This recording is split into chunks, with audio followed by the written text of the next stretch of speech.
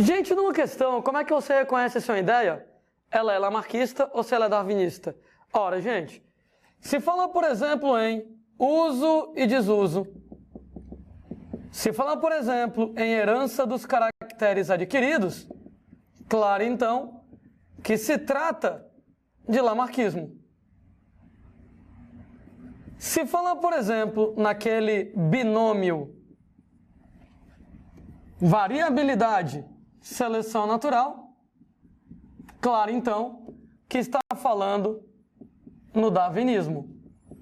Entretanto, gente, muitas vezes as questões, elas são mais sutis, elas não vão deixar muito claro que elas estão falando de lei do uso e desuso, herança dos caracteres adquiridos e daí por diante. Daí, umas dicas de como é que eu enxergo se uma determinada ideia ela é lamarquista ou se ela é darwinista. Quando eu falo, moçada, em ideias lamarquistas, lembrem que para Lamarck, a evolução ela é intencional. Lamarck acredita lá naquela tendência inevitável ao aumento de complexidade. Lamarck acredita que você evolui porque quer, porque você precisa, porque você tem que evoluir. E toda vez que uma ideia evolutiva tiver uma intenção, um propósito por trás, ele, moçada, é lamarquismo. Inclusive, gente, ideias lamarquistas, o roteiro das ideias lamarquistas sempre é igual. Primeiro, eu tenho a necessidade de uma característica. E depois, a característica, ela aparece. Ou seja, toda vez que Lamarck vai contar uma historinha, o roteiro dessa historinha, ele é o mesmo. Né? A girafa vivia num lugar onde só tinha comida no alto da árvore, então a girafa precisa de um pescoção. De tanto ela se esforçar, esticar o pescoção surge, de propósito o pescoção aparece, aí nesse caso. Enquanto, moçada, que para Darwin, a evolução é um processo acidental. Quando a gente fala que evolução para Darwin é um processo acidental, quer dizer que não é de propósito. Né? Para Darwin, a história ela é diferente. Primeiro, surge uma característica. Como? Darwin não sabia explicar. Aliás, a grande falha do darwinismo, né? Ele não sabe explicar como que uma nova característica surge. Hoje em dia a genética explica isso, né? Através lá de mutações. E, moçada, essa característica quando surge, ela surge aleatoriamente. Não me interessa se ela é boa ou se ela é ruim. O que decide se ela é boa ou se ela é ruim é o meio ambiente. Se ela for negativa, ela é eliminada. Se ela for positiva, ela é selecionada. Ou seja, olha a diferença de comportamento. Para Lamarck, a característica surge de propósito e intencionalmente para suprir uma necessidade que você tem. Enquanto, moçada, que para Darwin, as características surgem aleatoriamente, não se sabe ainda se ela é boa ou se ela é ruim, sendo, moçada, que se for ruim ela é eliminada, se for boa ela permanece. Um belo dia, nasce uma girafa do pescoção. Ela não nasceu com um pescoção de propósito, não é de propósito que ela tem um pescoção. Né? Como o pescoção se mostrou positivo para alcançar as folhas mais altas de uma árvore, o pescoção ele foi selecionado. Né? Aí as historinhas darwinistas, o roteiro para Darwin, primeiro surge uma característica aleatoriamente e o meio ambiente determina se essa característica é boa ou se essa característica é ruim. Eu queria que todo mundo tomasse cuidado com uma coisa muito importante. Né? Existe evolução fato, existe evolução teoria. Quando eu falo, moçada, em evolução fato, gente, aconteceu. Acontece e ponto final. Quando eu falo em evolução teoria, moçada, ela explica como acontece alguma coisa. Gente, lamarquismo ou darwinismo são teorias. Um fato nunca é lamarquista, um fato nunca é darwinista. Um fato, ele é um fato. Só é lamarquista ou darwinista, como você explica, como acontece. Uma explicação, ela pode ser lamarquista ou ela pode ser darwinista. Por exemplo, gente, alguém vai lá, em evolução humana, fala para você, quando a espécie humana conquista o fogo, domina o fogo, a mandíbula diminui. Faz sentido, né?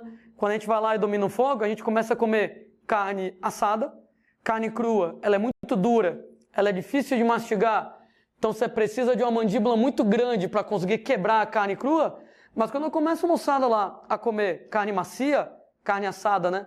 Ela é bem mais macia, você já não precisa mais de uma mandíbula tão grande, tão desenvolvida, e a mandíbula atrofia.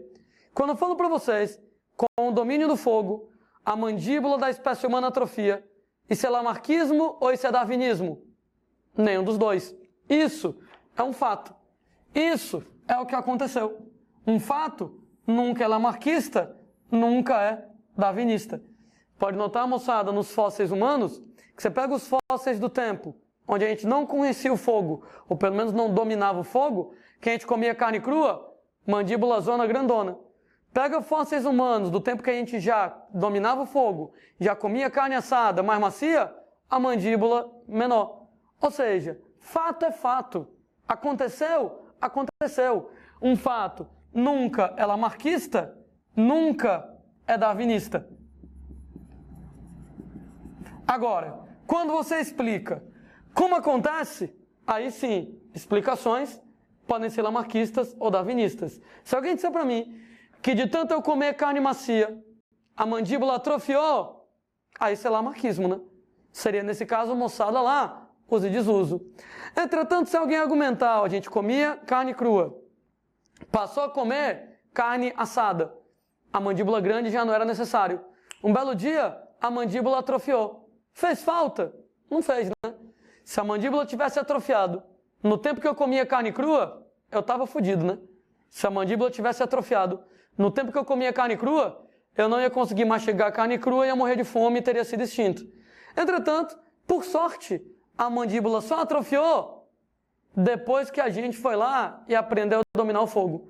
Quer dizer que quando a mandíbula atrofiou acidentalmente, aleatoriamente, a gente já conquistava, já conhecia o fogo, já comia carne assada e já não precisava de uma mandíbula grande. E aí a mandíbula pequena, ela pode permanecer até os dias de hoje. Se você inclusive fala no neodarwinismo, a mandíbula atrofia devido a mutações. Ou seja, a mandíbula atrofia, fato.